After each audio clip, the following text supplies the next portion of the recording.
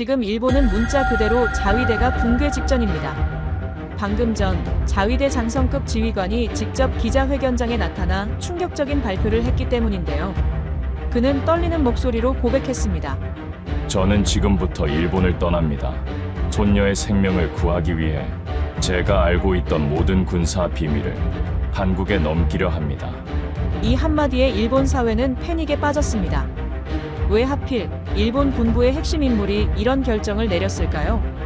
그 이유는 단 하나. 그가 누구보다도 아끼던 어린 손녀가 치명적인 심장질환으로 서서히 죽어가고 있기 때문이었습니다.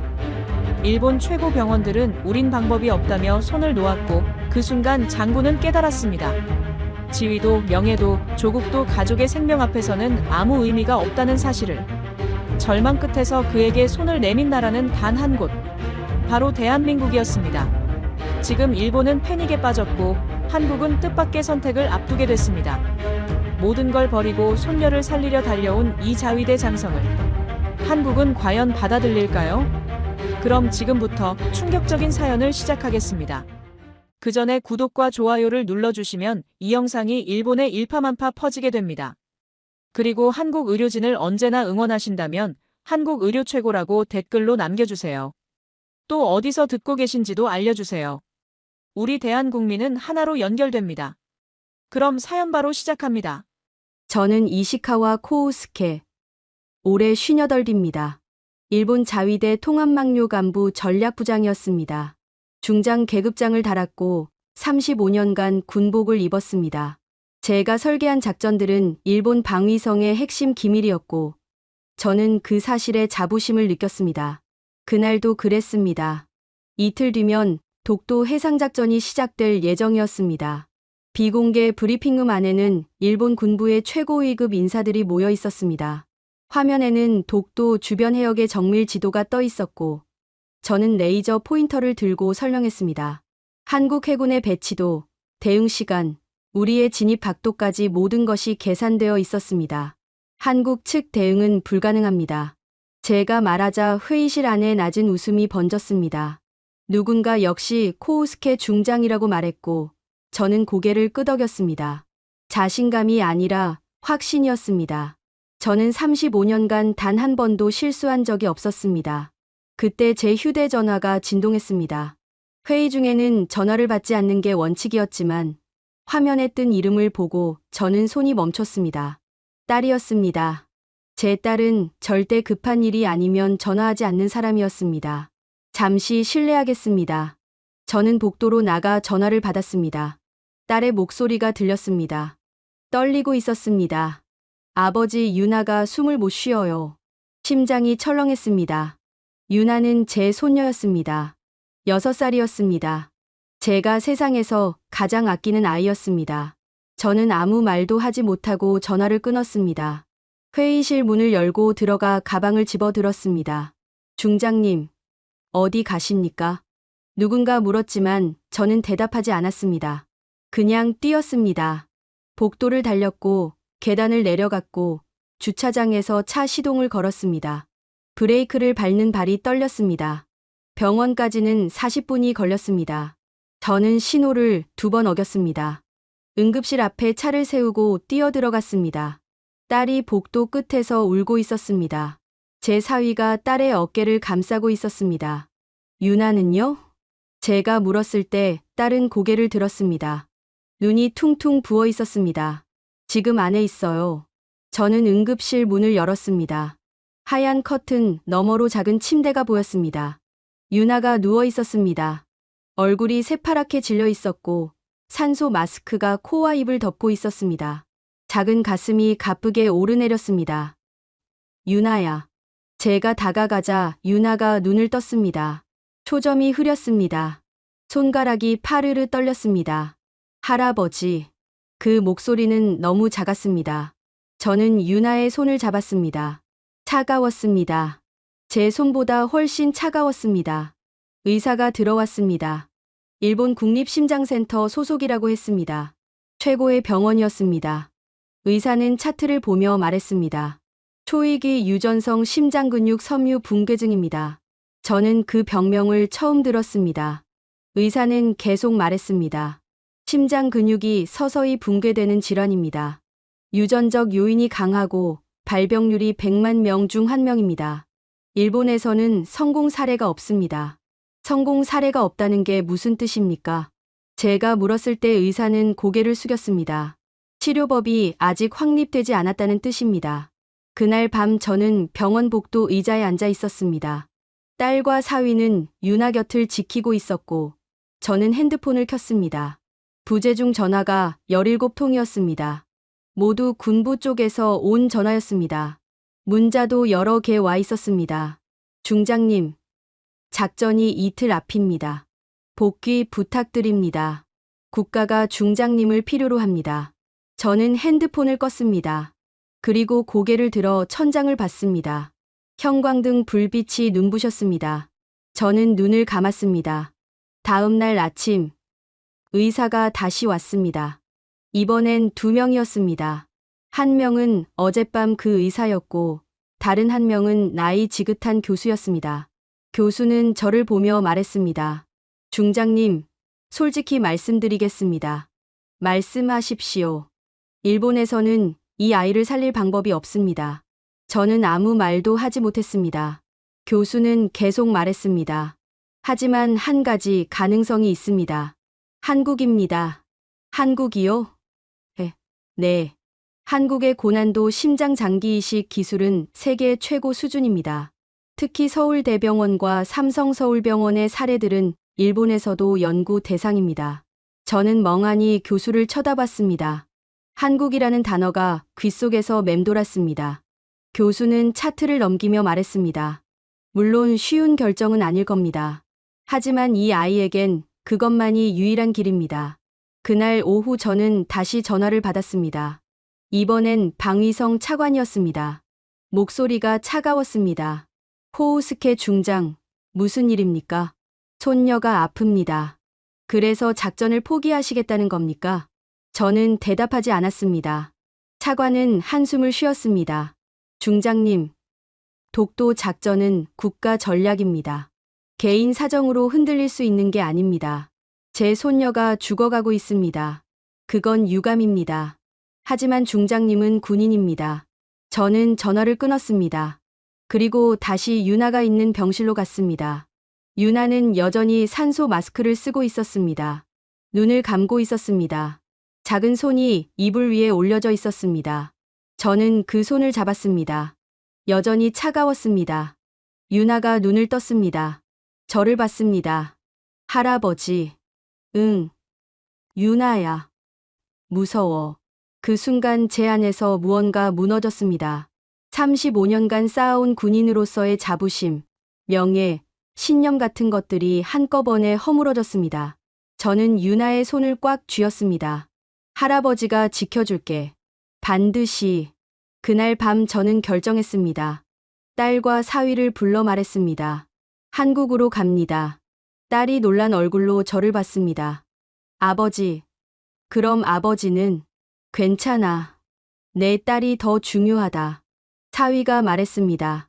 하지만 장인어른, 군부에서 가만히 있지 않을 겁니다. 알아. 저는 고개를 끄덕였습니다. 그리고 창밖을 봤습니다. 밤하늘에 별이 보였습니다. 저는 그 별을 오래 쳐다봤습니다. 다음 날 아침, 저는 사표를 썼습니다. 35년간 몸담았던 자위대를 떠나는 문서였습니다. 펜을 들고 서명하는 순간 손이 떨리지 않았습니다. 오히려 마음이 편했습니다. 방위성에서 다시 전화가 왔습니다. 이번엔 막료장이었습니다. 코우스케, 자네 미쳤나?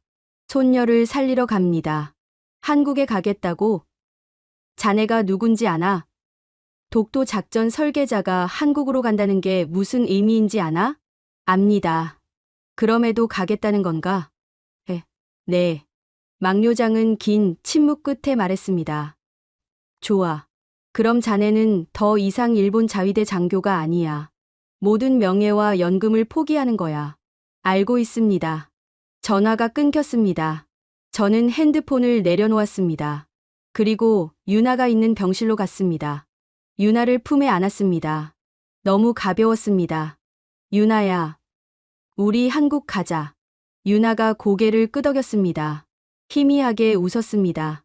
그 미소를 보는 순간 저는 제 선택이 틀리지 않았다는 걸 알았습니다. 비행기는 2시간 40분을 날았습니다. 저는 창가 좌석에 앉아 유나를 안고 있었습니다. 유나는 제 품에서 가쁜 숨을 몰아쉬었습니다. 산소호흡기를 챙겨왔지만 비행기 안에서는 충분하지 않았습니다. 딸은 제 옆에서 유나의 이마를 쓰다듬으며 계속 울었습니다. 조금만 참아, 유나야. 곧 도착해. 딸의 목소리는 떨렸습니다. 저는 아무 말도 할 수 없었습니다. 그저 유나의 작은 등을 토닥였습니다. 유나의 체온이 점점 떨어지는 게 느껴졌습니다. 제 손바닥에 닿는 등이 차가웠습니다. 착륙 10분 전이었습니다. 유나가 갑자기 경련을 일으켰습니다. 작은 몸이 제 품에서 뒤틀렸고 입술이 파래졌습니다. 딸이 비명을 질렀습니다. 유나야. 승무원이 달려왔습니다. 기내 방송이 흘러나왔습니다. 승객 여러분 중 의료진이 계시면 도와주시기 바랍니다. 누군가 뒤쪽에서 일어났습니다. 한국 사람이었습니다. 젊은 남자였습니다. 그는 저희에게 다가와 유나를 봤습니다. 저 응급의학과 전문의입니다. 제가 봐도 될까요? 저는 고개를 끄덕였습니다. 의사는 유나의 맥을 짚었습니다. 그리고 승무원에게 말했습니다. 산소 농도 최대로 올려주세요. 지금 당장요. 승무원이 뛰어갔습니다. 의사는 유나의 가슴에 손을 얹고 심장 박동을 확인했습니다. 그의 얼굴이 굳어졌습니다. 심박수가 너무 느립니다. 착륙하자마자 바로 병원으로 가야 합니다. 저는 떨리는 목소리로 물었습니다. 버틸 수 있을까요? 의사는 저를 봤습니다. 그리고 말했습니다. 최선을 다하겠습니다. 비행기가 착륙했습니다. 바퀴가 활주로에 닿는 순간 저는 유나를 더 꽉 안았습니다. 유나의 숨소리가 점점 약해졌습니다. 기내 방송이 다시 흘러나왔습니다. 응급 환자가 있습니다. 모든 승객 여러분께서는 자리에 앉아 계시기 바랍니다. 비행기 문이 열렸습니다. 공항 직원들이 휠체어를 들고 올라왔습니다. 그 뒤로 응급구조사 2명이 따라왔습니다. 그들은 유나를 들것에 옮겼습니다. 저는 유나의 손을 놓지 못했습니다. 같이 가셔야 합니다. 빨리요. 구조사가 말했습니다. 저는 딸과 사위와 함께 뛰었습니다. 공항 복도를 지나 응급차가 대기하고 있는 곳까지 달렸습니다. 숨이 찼습니다. 하지만 멈출 수 없었습니다. 응급차 안에서 구조사가 유나에게 산소 마스크를 씌웠습니다. 심전도 기계가 연결됐습니다. 삐 소리가 울렸습니다. 불규칙했습니다. 구조사가 무전기를 들고 말했습니다. 서울대병원, 응급코드 발령, 소아 심장 위급 환자 이송 중. 무전기 너머로 목소리가 들렸습니다. 접수했습니다. 심장팀 대기 중입니다. 저는 창밖을 봤습니다. 인천공항 고속도로가 빠르게 지나갔습니다. 사이렌 소리가 귓속에서 울렸습니다. 딸은 유나의 손을 잡고 계속 울었습니다. 유나야, 엄마 여기 있어. 엄마가 지켜줄게. 유나는 대답하지 않았습니다. 눈을 감고 있었습니다. 작은 가슴이 거의 움직이지 않았습니다. 서울대병원까지는 40분이 걸렸습니다. 응급차가 멈추자 의료진이 달려왔습니다. 들것이 차에서 내려졌고 저희는 뒤따라 뛰었습니다. 응급실 문이 자동으로 열렸습니다. 환한 불빛이 눈을 찔렀습니다. 소아 심장 환자입니다. 비행기 안에서 심정지 직전까지 갔습니다. 구조사가 말했습니다. 한국 의사가 유나를 봤습니다. 순식간에 여러 기계가 연결됐습니다. 의사가 간호사에게 지시했습니다. 심초음파 준비, 혈액 검사 즉시, 에크모 대기조 호출. 저는 그 단어들을 이해할 수 없었습니다. 하지만 의사들의 움직임이 빨랐습니다. 누구 하나 망설이지 않았습니다. 마치 수백 번 연습한 것처럼 정확했습니다. 보호자분들은 잠시 밖에서 기다려주세요. 간호사가 말했습니다. 저는 고개를 저었습니다. 저는 여기 있어야 합니다. 지금은 치료가 급합니다. 방해되시면 안 됩니다. 간호사의 목소리는 단호했습니다. 저는 딸을 봤습니다. 딸이 제 팔을 잡았습니다. 아버지, 나가요. 선생님들을 믿어요. 저는 마지못해 고개를 끄덕였습니다. 응급실 밖으로 나왔습니다. 문이 닫혔습니다. 저는 그 문 앞에 서서 안을 들여다봤습니다. 유리창 너머로 의사들이 움직이는 모습이 보였습니다. 얼마나 시간이 흘렀을까요? 30분쯤 지났을 때 문이 열렸습니다. 의사가 나왔습니다. 마스크를 벗으며 저희를 봤습니다. 일단 안정시켰습니다. 딸이 무릎이 꺾이며 주저앉았습니다. 저는 딸을 부축했습니다. 의사는 계속 말했습니다. 하지만 상태가 매우 심각합니다. 심장 기능이 극도로 약해져 있습니다. 오늘 안에 에크모를 준비해야 합니다. 에크모가 뭡니까? 제가 물었습니다. 의사가 설명했습니다. 체외막산소 공급 장치입니다. 심장과 폐를 대신해서 혈액순환을 돕는 기계죠. 지금 이 아이 심장은 스스로 뛸 힘이 거의 없습니다. 저는 목이 메었습니다. 의사는 차트를 보며 말했습니다. 일본에서 진단받으셨죠? 초위기 유전성 심장근육 섬유 붕괴증. 네. 쉽지 않은 케이스입니다. 하지만 우리 병원에 비슷한 사례가 있었습니다. 가능성은 있습니다. 그 말을 듣는 순간 저는 처음으로 안도했습니다. 일본에서는 불가능하다고 했던 말이 한국에서는 가능성으로 바뀌었습니다. 그런데 그때였습니다. 복도 저쪽에서 목소리가 들렸습니다. 이시카와 코우스케 씨 계십니까? 저는 고개를 돌렸습니다. 정장을 입은 남자 2명이 걸어오고 있었습니다. 일본 사람들이었습니다.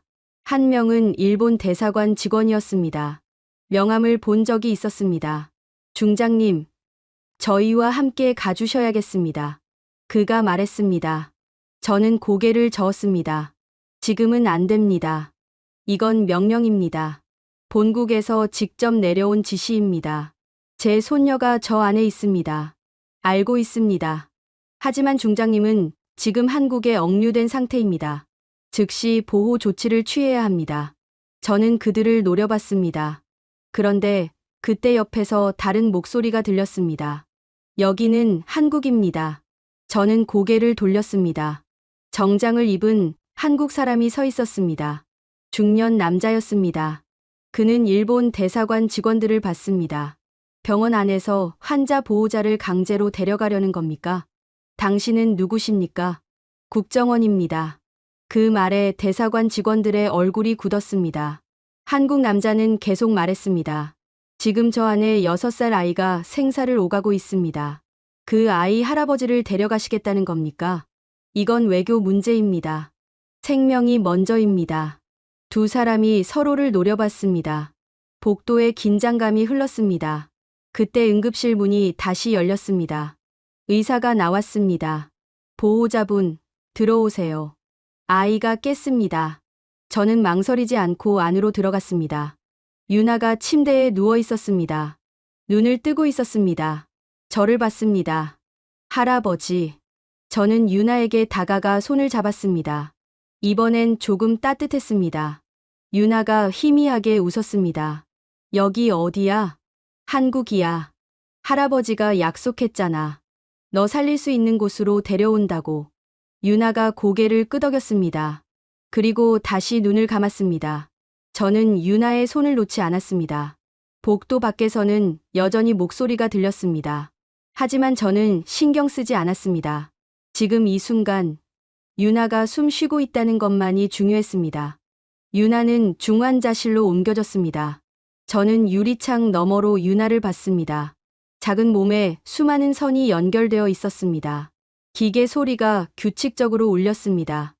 삐, 삐, 삐. 그 소리가 유나가 살아있다는 증거였습니다. 담당 교수가 저희를 상담실로 불렀습니다.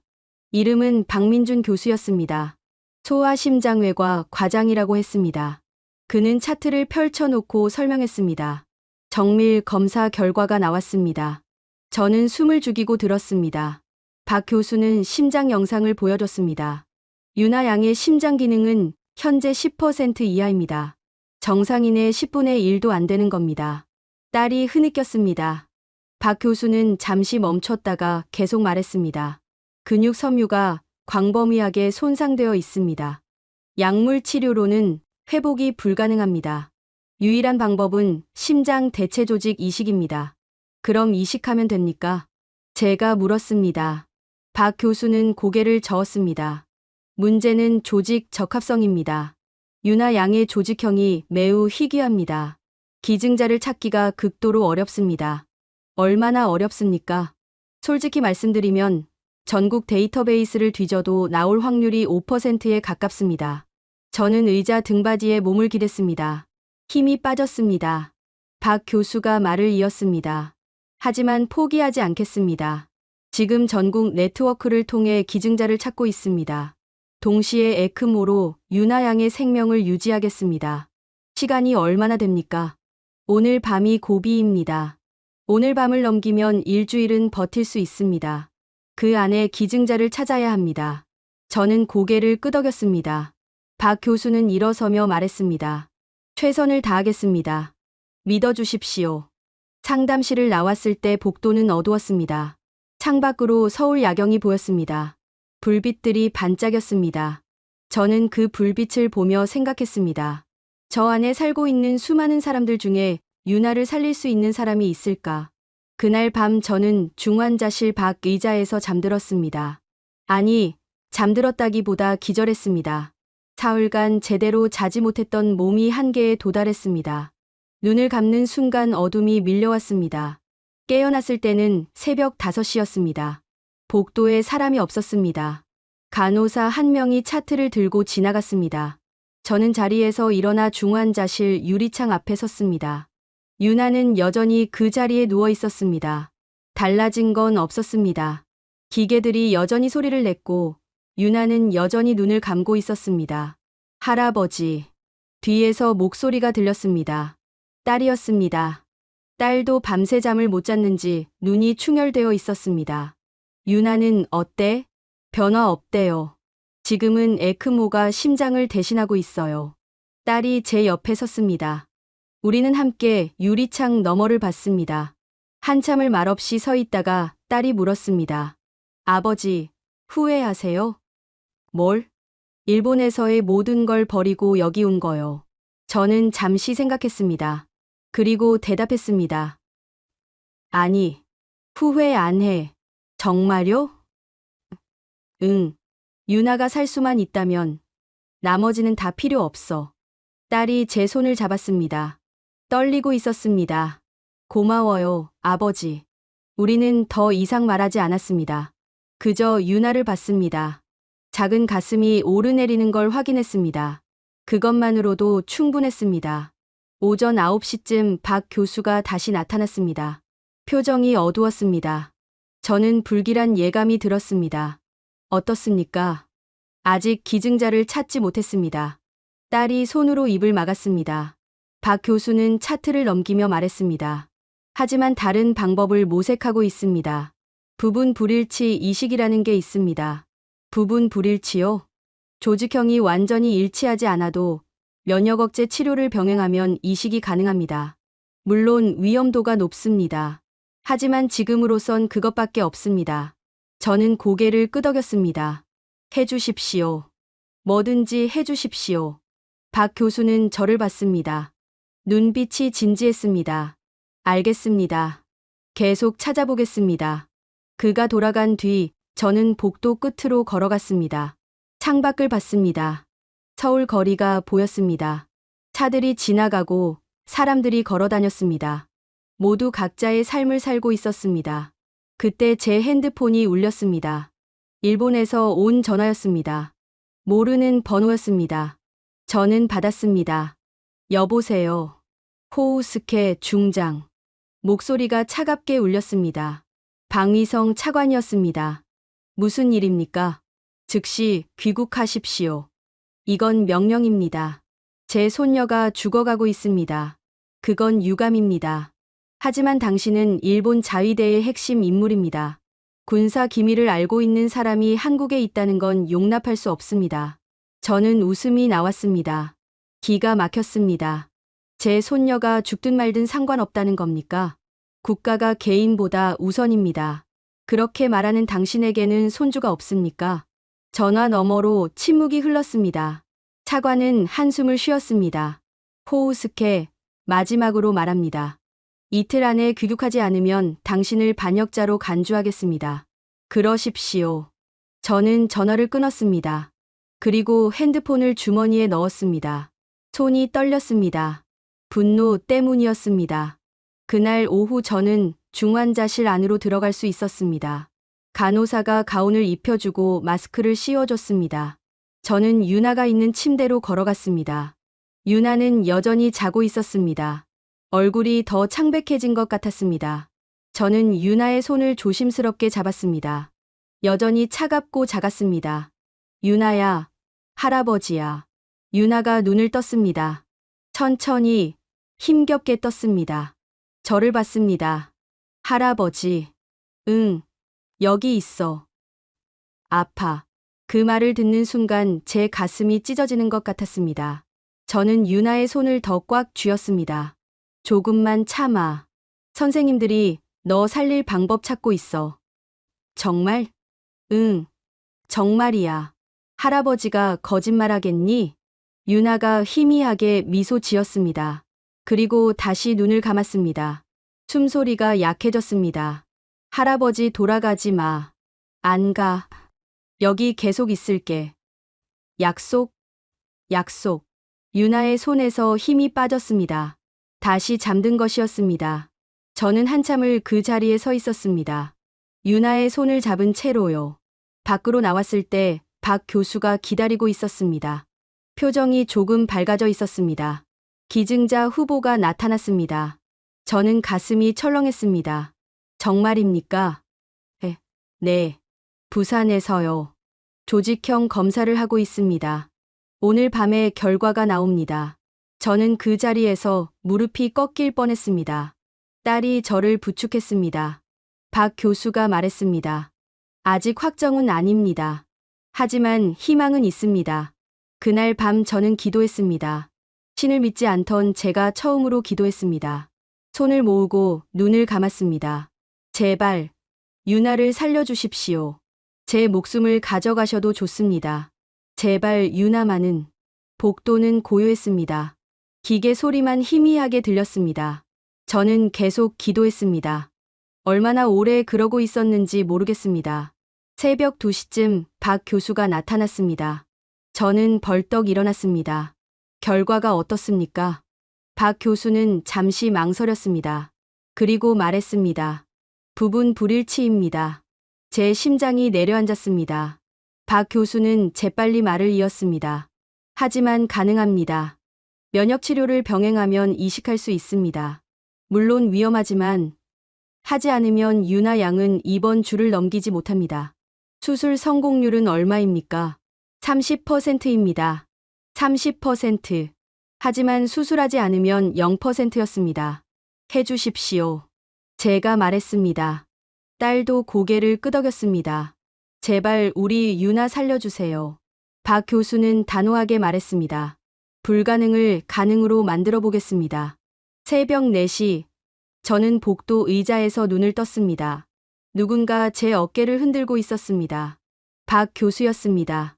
그의 얼굴에 미소가 번졌습니다. 기증자가 최종 동의했습니다. 저는 멍하니 그를 쳐다봤습니다. 아직 잠이 덜 깬 상태였습니다. 박 교수가 다시 말했습니다. 오늘 오후에 조직을 이송받을 수 있습니다. 수술 준비 들어갑니다. 그제야 정신이 번쩍 들었습니다. 저는 자리에서 벌떡 일어났습니다. 정말입니까? 네. 부산에서 오전에 출발합니다. 저는 박 교수의 손을 덥석 잡았습니다. 악수가 아니라 그냥 붙잡았습니다. 박 교수는 당황하지 않고 제 손을 꽉 쥐어줬습니다. 고맙습니다. 정말 고맙습니다. 제 목소리가 떨렸습니다. 눈시울이 뜨거워졌습니다. 박 교수는 조용히 말했습니다. 아직 끝난 게 아닙니다. 수술이 남았습니다. 쉽지 않을 겁니다. 알고 있습니다. 하지만 선생님을 믿습니다. 박 교수는 고개를 끄덕이고 돌아갔습니다. 저는 그 자리에 서서 창밖을 봤습니다. 동쪽 하늘이 조금씩 밝아지고 있었습니다. 서울의 아침이 오고 있었습니다. 딸을 깨웠습니다. 딸은 복도 반대편 의자에서 웅크리고 자고 있었습니다. 제가 어깨를 흔들자 딸이 화들짝 놀라며 일어났습니다. 유나가 어떻게 됐어요? 기증자가 나타났어. 오늘 수술한대. 딸의 얼굴이 와르르 무너졌습니다. 울음이 터져 나왔습니다. 저는 딸을 안았습니다. 딸은 제 품에서 한참을 울었습니다. 유나가 산다는 거죠. 우리 유나가. 응, 살 거야. 꼭 살 거야. 우리는 중환자실로 갔습니다. 유나는 여전히 자고 있었습니다.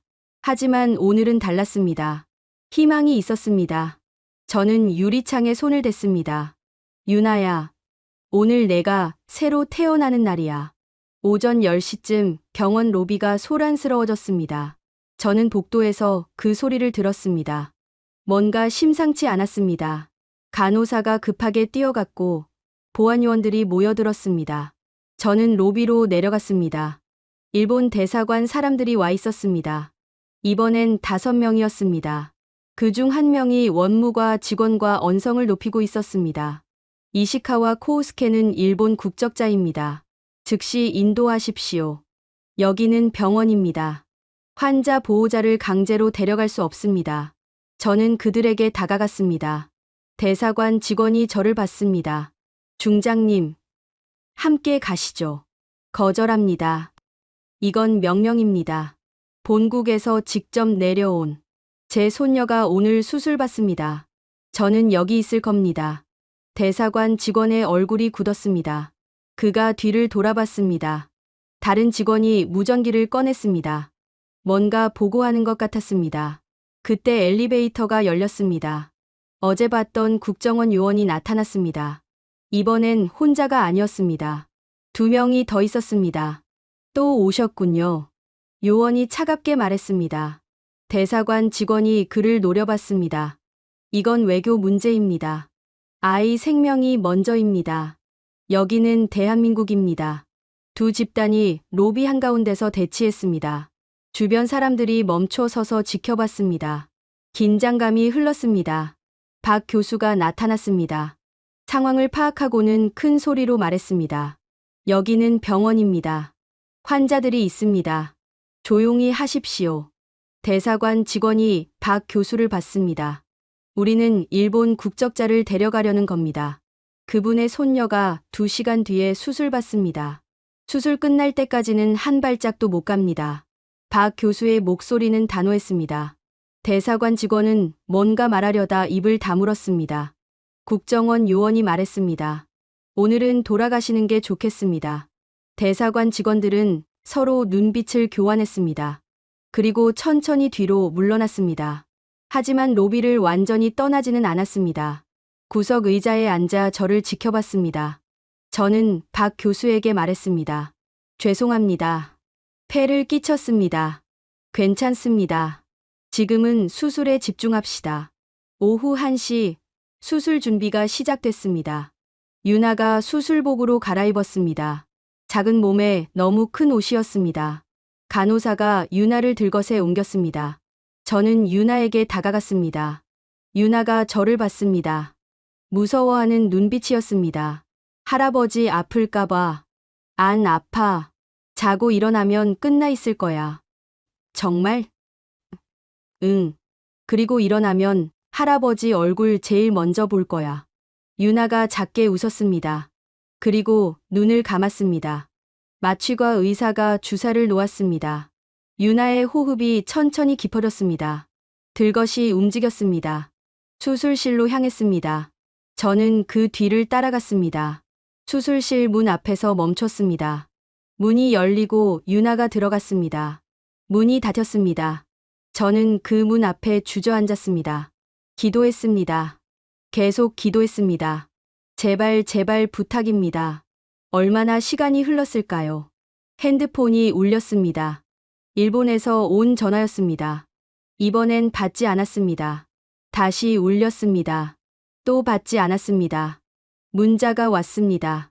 방위성에서 온 공식 통보였습니다. 이시카와 코우스케 중장을 즉시 파면함. 군사 연금 몰수. 가족 지원 중단. 저는 핸드폰을 껐습니다. 그리고 수술실 문을 바라봤습니다. 붉은 불이 켜져 있었습니다. 수술 중이라는 표시였습니다. 딸이 제 옆에 앉았습니다. 아무 말 없이 제 손을 잡았습니다. 우리는 그렇게 함께 기다렸습니다. 수술은 연기됐습니다. 박 교수가 나와서 설명했습니다. 유나 양의 상태가 예상보다 더 불안정합니다. 지금 수술하면 마취 단계에서 심정지 위험이 너무 큽니다. 저는 벽에 기댔습니다. 다리에 힘이 풀렸습니다. 박 교수는 계속 말했습니다.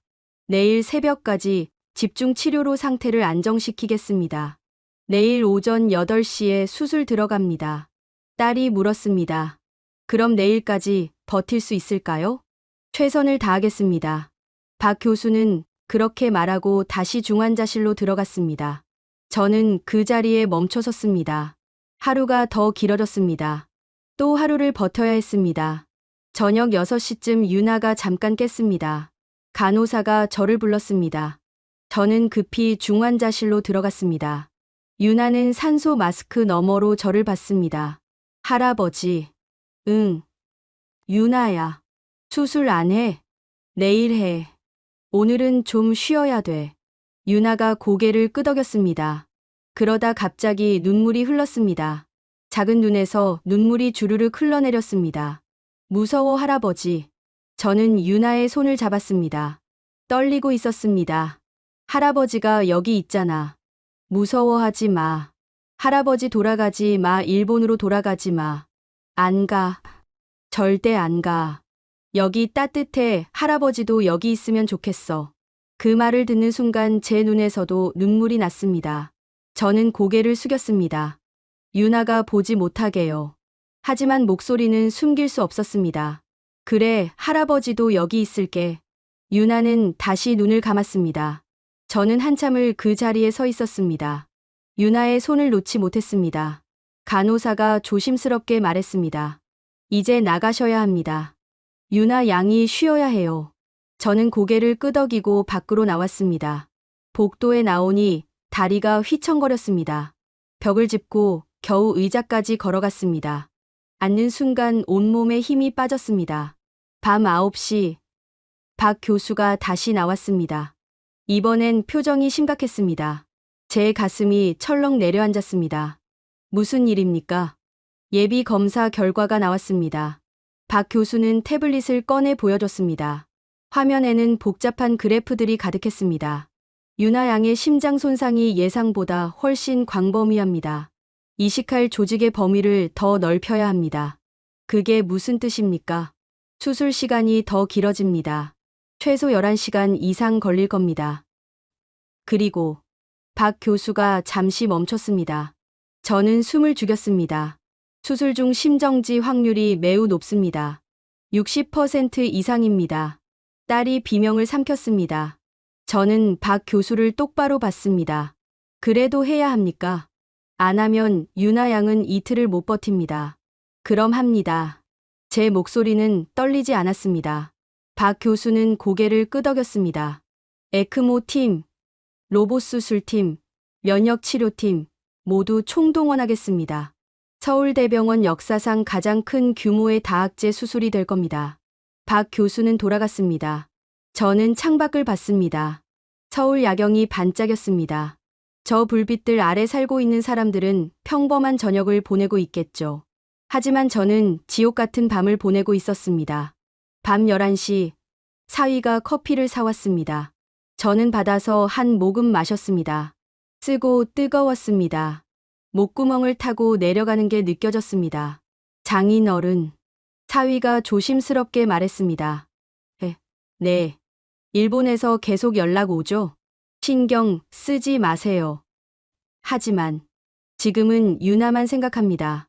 사위는 더 이상 묻지 않았습니다. 우리는 말없이 커피를 마셨습니다. 자정이 넘었을 때 국정원 요원이 나타났습니다. 어제 그 사람이었습니다. 그는 제 옆에 섰습니다. 이시카와 씨. 네. 일본 정보국이 우리 병원 전산망을 해킹하려 했습니다. 저는 깜짝 놀라 그를 봤습니다. 뭐라고요? 중환자실 CCTV와 의료 기록에 접근하려 했습니다. 우리가 차단했습니다. 왜 그런 짓을? 당신이 정말 여기 있는지 확인하려는 겁니다. 그리고 손녀분의 상태도 파악하려고요. 저는 주먹을 쥐었습니다. 손톱이 손바닥을 파고들었습니다. 얼마나 비열한. 걱정 마십시오. 우리가 막았습니다. 앞으로도 막을 겁니다. 요원은 그렇게 말하고 사라졌습니다. 저는 복도에 혼자 남았습니다. 분노가 치밀었습니다. 일본 정부에 대한, 군부에 대한, 그리고 제가 35년간 섬겼던 그 조직에 대한 분노였습니다. 새벽 3시, 저는 화장실에 갔습니다. 거울을 봤습니다. 제 얼굴이 낯설었습니다. 수염이 덥수룩했고, 눈은 충혈되었고, 뺨은 푹 꺼져 있었습니다. 사흘 만에 10년은 늙은 것 같았습니다. 물로 얼굴을 씻었습니다. 차가운 물이 정신을 깨웠습니다. 거울 속 제 눈을 똑바로 봤습니다. 버텨라. 조금만 더. 스스로에게 말했습니다. 그리고 화장실을 나왔습니다. 새벽 5시, 동쪽 하늘이 밝아왔습니다. 수술 3시간 전이었습니다. 저는 중환자실 유리창 앞에 섰습니다. 유나는 자고 있었습니다. 작은 가슴이 오르내렸습니다. 유나야, 오늘 내가 이긴다. 꼭 이긴다. 저는 유리창에 이마를 댔습니다. 차가웠습니다. 눈을 감았습니다. 그리고 마지막으로 기도했습니다. 오전 7시, 수술 준비가 시작됐습니다. 간호사들이 분주하게 움직였습니다. 의료진이 하나둘 모여들었습니다. 박 교수를 포함해 총 12명이었습니다. 소아심장외과, 흉부외과, 마취과, 면역내과, 에크모 전담팀까지 모두 모였습니다. 저는 복도에서 그들을 지켜봤습니다. 한 명 한 명이 수술복으로 갈아입고 손을 씻었습니다. 마스크를 쓰고 장갑을 꼈습니다. 아무도 말하지 않았습니다. 하지만 긴장감이 느껴졌습니다. 7시 30분, 유나가 수술실로 들어갔습니다. 저는 들것을 따라 수술실 문 앞까지 걸어갔습니다. 유나는 이미 진정제를 맞아 잠들어 있었습니다. 작은 얼굴이 평온했습니다. 유나야, 할아버지 믿어. 여기 선생님들 믿어. 저는 유나의 이마에 손을 얹었습니다. 따뜻했습니다. 살아있었습니다. 제 손을 떼는 순간 들것이 움직였습니다. 수술실 문이 열렸습니다. 유나가 안으로 들어갔습니다. 문이 닫혔습니다. 빨간 불이 켜졌습니다. 수술 중이라는 표시였습니다. 저는 그 자리에 주저앉았습니다. 무릎이 바닥에 닿았습니다. 딸이 옆에서 같이 무릎을 꿇었습니다. 사위도 마찬가지였습니다. 우리 셋은 수술실 문 앞에서 기도했습니다. 제발 제발 부탁입니다. 1시간이 지났습니다. 수술실 안에서는 아무 소식도 없었습니다. 저는 시계를 봤습니다. 8시 40분이었습니다. 밖에서는 사람들이 출근하고 아이들이 등교하고 세상이 돌아가고 있었습니다. 하지만 저는 여기 멈춰 있었습니다. 2시간째 박 교수가 잠깐 나왔습니다. 수술복이 땀에 젖어 있었습니다. 저는 벌떡 일어났습니다. 어떻습니까? 마취는 무사히 끝났습니다. 지금 손상된 조직을 제거하고 있습니다. 유나는 괜찮습니까? 에크모가 잘 작동하고 있습니다. 계속 지켜보겠습니다. 박 교수는 다시 들어갔습니다. 저는 안도의 한숨을 쉬었습니다. 일단 첫 고비는 넘겼습니다. 3시간째 간호사가 나왔습니다. 물을 가지러 나온 것이었습니다. 저는 그녀에게 물었습니다. 아내 상황이 어떻습니까? 간호사는 잠깐 망설이더니 말했습니다. 순조롭게 진행되고 있습니다. 걱정 마세요. 하지만 그녀의 표정은 긴장되어 있었습니다. 저는 그게 느껴졌습니다. 4시간째 저는 화장실에 갔습니다. 얼굴을 씻고 나오는데 핸드폰이 울렸습니다. 일본에서 온 전화였습니다. 또 방위성이었습니다. 저는 이번에도 받지 않았습니다. 문자가 왔습니다. 최후 통첩. 오늘 자정까지 귀국하지 않으면 가족 전체를 반역자로 간주함. 저는 핸드폰을 주머니에 넣었습니다. 신경 쓸 겨를이 없었습니다. 5시간째 수술실 안이 갑자기 소란스러워졌습니다. 사람들이 뛰는 소리가 들렸습니다. 기계 경보음이 울렸습니다. 삐삐삐. 저는 문 앞으로 달려갔습니다. 무슨 일입니까? 안에 무슨 일이 있습니까? 하지만 아무도 대답하지 않았습니다. 문은 굳게 닫혀 있었습니다. 저는 문을 두드렸습니다.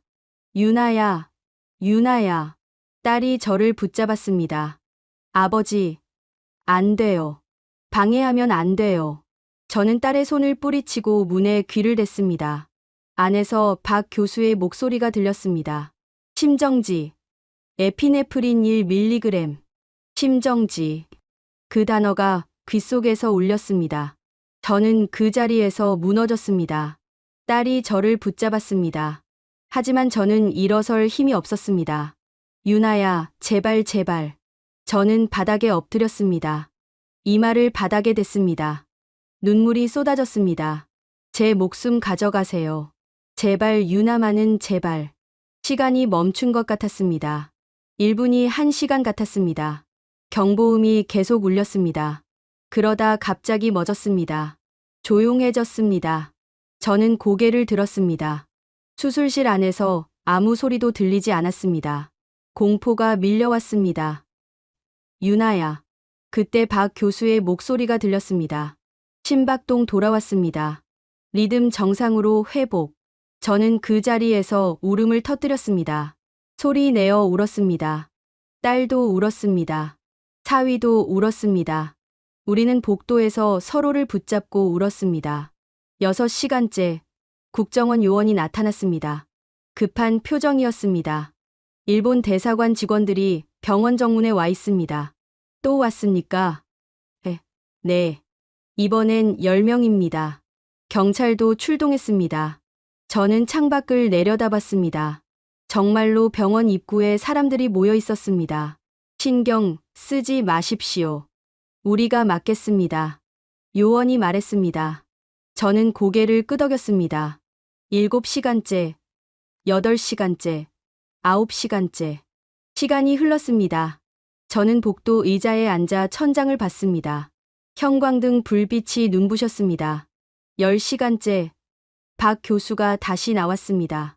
이번엔 마스크를 벗었습니다. 얼굴이 땀범벅이었습니다. 하지만 미소를 짓고 있었습니다. 이식 완료했습니다. 저는 벌떡 일어났습니다. 성공했습니까?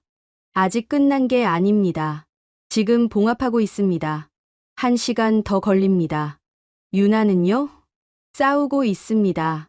아주 잘 싸우고 있어요. 박 교수는 다시 들어갔습니다. 저는 주저앉았습니다. 온몸에서 힘이 빠졌습니다. 하지만 이번엔 안도 때문이었습니다. 11시간째, 오후 6시 30분. 수술실 문이 열렸습니다. 의료진이 하나씩 나왔습니다. 모두 지쳐 보였습니다. 하지만 표정은 밝았습니다. 마지막으로 박 교수가 나왔습니다. 그는 저를 봤습니다. 그리고 고개를 끄덕였습니다. 성공했습니다. 그 순간 제 앞이 캄캄해졌습니다. 저는 그 자리에서 쓰러졌습니다. 제가 깨어났을 때는 응급실 침대 위였습니다. 링거가 팔에 꽂혀 있었습니다. 딸이 옆에 앉아 있었습니다. 아버지, 정신 차리셨어요? 유나는 회복실에 있어요. 안정적이래요. 저는 침대에서 일어나려 했습니다. 딸이 저를 말렸습니다. 아버지, 탈진하셨어요. 좀 쉬셔야 해요. 괜찮아. 유나 봐야 해. 저는 링거를 뽑았습니다. 간호사가 달려왔지만 저는 이미 침대에서 내려와 있었습니다. 비틀거렸지만 걸을 수 있었습니다. 회복실은 3층에 있었습니다. 저는 엘리베이터를 타고 올라갔습니다. 복도를 지나 회복실 앞에 섰습니다. 유리창 너머로 유나가 보였습니다. 여전히 기계들이 연결되어 있었습니다. 하지만 뭔가 달랐습니다. 얼굴에 핏기가 돌고 있었습니다. 가슴이 규칙적으로 오르내렸습니다. 살아있었습니다. 정말로 살아있었습니다. 박 교수가 다가왔습니다. 이시카와 씨, 쓰러지셨다면서요? 괜찮습니다. 유나는 어떻습니까? 기적입니다. 이식한 조직이 완벽하게 자리 잡았습니다. 거부 반응도 없습니다. 저는 유나를 계속 바라봤습니다. 박 교수가 말을 이었습니다. 오늘 밤만 넘기면 됩니다. 내일 아침이면 깨어날 겁니다. 정말입니까? 네. 유나 양은 이겼습니다. 저는 그 자리에서 무릎을 꿇었습니다. 그리고 고개를 숙였습니다.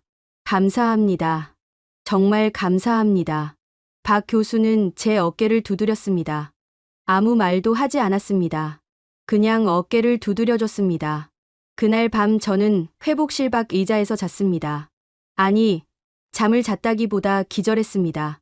사흘간 거의 자지 못했던 몸이 한계에 도달했습니다. 다음 날 아침, 간호사가 저를 깨웠습니다. 유나 양이 깼어요. 저는 벌떡 일어났습니다. 회복실 안으로 들어갔습니다. 유나가 침대에 누워 있었습니다. 눈을 뜨고 있었습니다. 저를 봤습니다. 할아버지. 그 목소리는 작았지만 또렷했습니다. 저는 유나에게 달려갔습니다. 손을 잡았습니다. 이번엔 따뜻했습니다. 정말로 따뜻했습니다. 유나야, 할아버지야. 수술 끝났어? 응, 끝났어. 넌 이제 괜찮아. 유나가 희미하게 웃었습니다. 그 미소를 보는 순간 저는 눈물이 났습니다. 참으려 했지만 참을 수 없었습니다.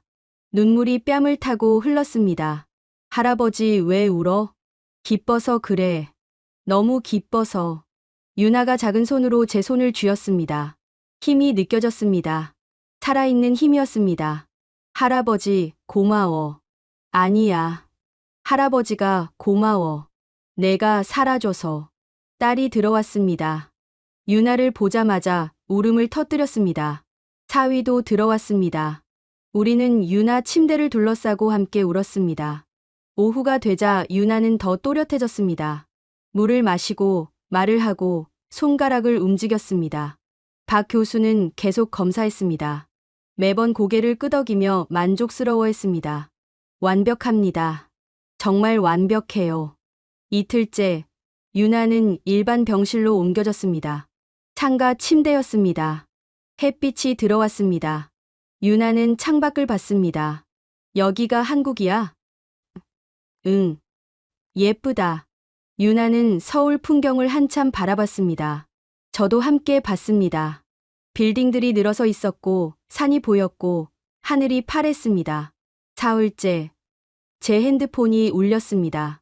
일본에서 온 전화였습니다. 이번엔 낯선 번호였습니다. 저는 받았습니다. 여보세요. 코우스케 중장님. 목소리가 낮게 깔렸습니다. 방위성 차관이었습니다. 무슨 일입니까? 공식 통보드립니다. 이시카와 코우스케 중장은 본일자로 일본 자위대에서 파면 처분됩니다. 저는 아무 말도 하지 않았습니다. 차관은 계속 말했습니다. 군사 기밀 유출 위험 민 명령 불복종을 사유로 합니다. 모든 군사 연금이 몰수되며 가족에 대한 지원도 중단됩니다. 알겠습니다. 그뿐입니까? 35년을 바친 조직인데 저는 창밖을 봤습니다. 유나가 침대에서 자고 있었습니다. 평온한 얼굴이었습니다. 저는 조국을 잃었지만 미래를 얻었습니다. 무슨 소리입니까? 손녀가 살았습니다. 그것만으로 충분합니다. 차관은 한참 침묵했습니다. 그러더니 한숨을 쉬었습니다. 당신은 미쳤습니다. 그럴지도 모르죠. 전화가 끊겼습니다. 저는 핸드폰을 내려놓았습니다. 가슴이 후련했습니다. 무거운 짐을 내려놓은 기분이었습니다. 나흘째, 국정원 요원이 다시 찾아왔습니다. 이시카와 씨, 말씀드릴 게 있습니다. 무슨 일입니까? 일본 정부가 공식 성명을 냈습니다. 요원은 태블릿을 보여줬습니다. 일본 방위성 홈페이지였습니다. 큰 제목이 보였습니다. 전 통합망료 간부 전략부장 이시카와 코우스케, 직위 박탈 및 파면. 저는 기사를 읽었습니다. 제가 군사기밀을 유출할 위험이 있다는 내용이었습니다. 반역자로 규정한다는 말도 있었습니다. 신경 쓰지 마십시오. 요원이 말했습니다. 일본의 망신입니다. 최고 위급 장교가 한국에 와서 목숨을 구했다는 사실이 알려지면 그쪽이 더 곤란해집니다. 저는 고개를 끄덕였습니다. 이제 정말로 돌아갈 곳이 없었습니다. 하지만 두렵지 않았습니다. 일주일째, 유나는 침대에서 일어나 걸었습니다. 딸이 손을 잡아줬고 저는 뒤에서 지켜봤습니다. 유나는 천천히 한 발 한 발 내디뎠습니다. 할아버지 봐. 내가 걸어. 잘한다. 유나야. 유나는 창가까지 걸어갔습니다. 그리고 창밖을 봤습니다. 할아버지, 한국말 배우고 싶어. 저는 유나를 안아 올렸습니다. 가벼웠지만 따뜻했습니다. 그래, 배우자. 할아버지도 같이 배울게. 유나가 웃었습니다. 저도 웃었습니다. 오랜만에 웃었습니다. 한 달이 지났습니다. 유나는 매일 조금씩 나아졌습니다. 걷는 시간이 길어졌고, 밥을 더 많이 먹었고, 웃음이 늘었습니다. 박 교수는 매번 검사할 때마다 고개를 끄덕였습니다. 기적입니다. 이식한 조직이 완전히 자리 잡았어요. 딸이 물었습니다. 언제쯤 퇴원할 수 있을까요? 2주일 더 지켜보고 결정하겠습니다. 합병증만 없으면 퇴원 가능합니다. 저희는 한국에 머물 곳을 찾아야 했습니다. 국정원에서 임시 거주 허가를 내줬습니다. 작은 아파트를 구했습니다. 창밖으로 한강이 보이는 곳이었습니다. 퇴원 전날, 유나는 병원 복도를 걸었습니다. 이제는 혼자서도 걸을 수 있었습니다. 간호사들이 유나를 보며 손을 흔들었습니다. 유나 양, 정말 잘했어요. 고맙습니다. 유나는 한국말로 대답했습니다. 한 달 동안 간호사들에게 배운 말이었습니다. 발음이 서툴렀지만 귀여웠습니다. 퇴원 당일, 박 교수가 마지막 검진을 했습니다. 청진기로 유나의 심장 소리를 들었습니다. 오래 들었습니다. 그러더니 미소를 지었습니다. 완벽해요. 건강한 아이 심장 소리예요.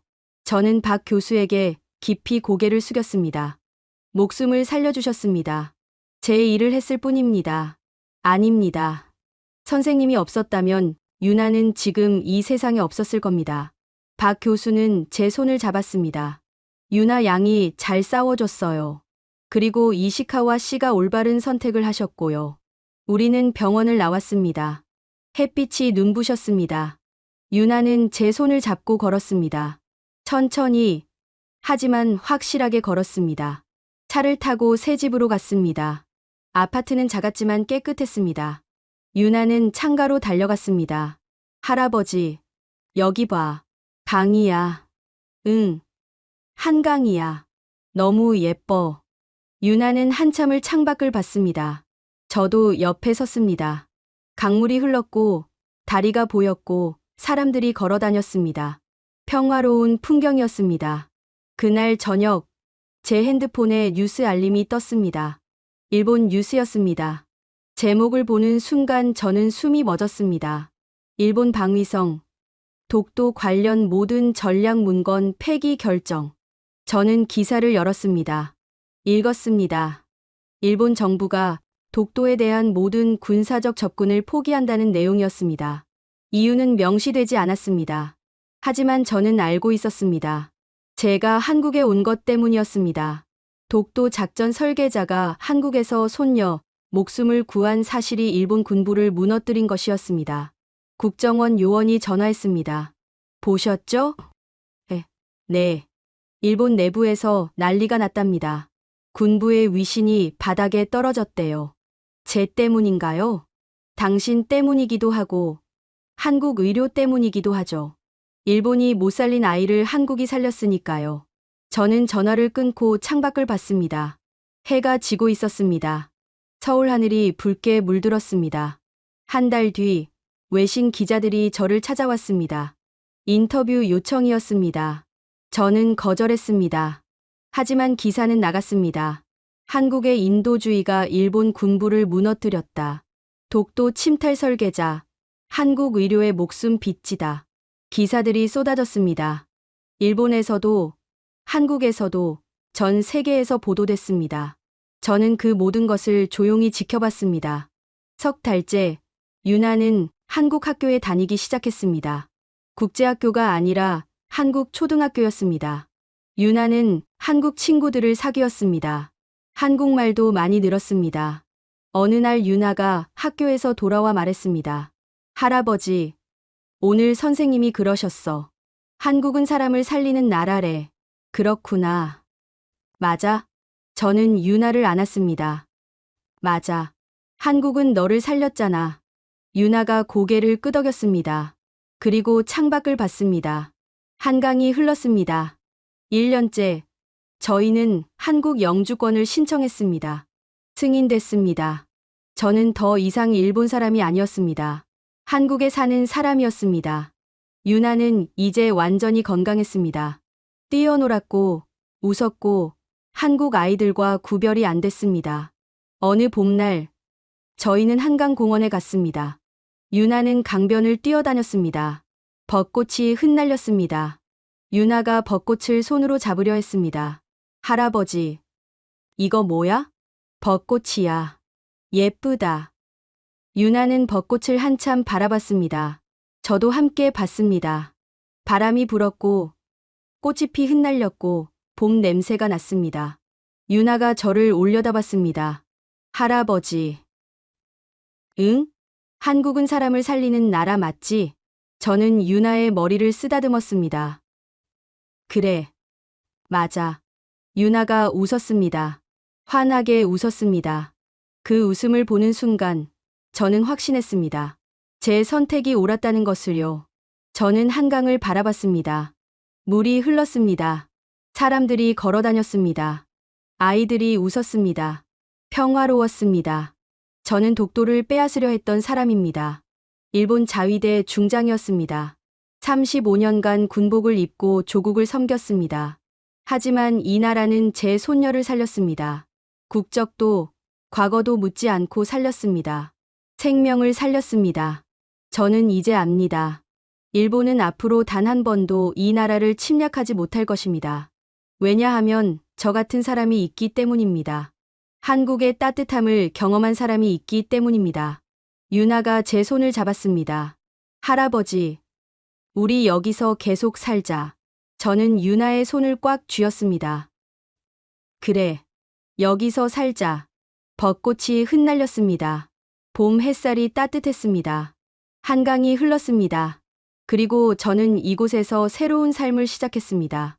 여러분은 언제 한국이 따뜻하다고 느끼셨나요? 이 이야기가 마음에 닿으셨다면 구독과 좋아요 부탁드립니다.